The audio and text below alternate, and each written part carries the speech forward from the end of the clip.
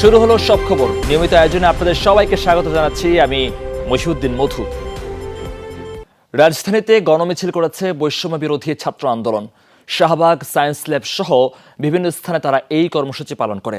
এছাড়া ছাত্র জনতার হত্যার প্রতিবাদে দ্রোহযাত্রা কর্মসূচি পালন করেছে বিক্ষুব্ধ নাগরিক সমাজ, যেখানে অংশ নেয় ছাত্র, শিক্ষক সহ সর্বস্তরের মানুষ।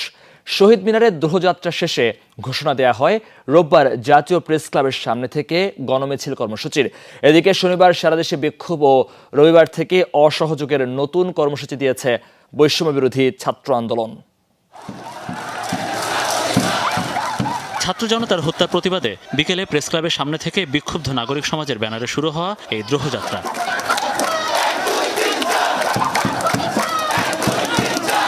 গন্তব্য কেন্দ্রীয় শহীদ মিনার, যে যাত্রায় যোগ দিয়েছেন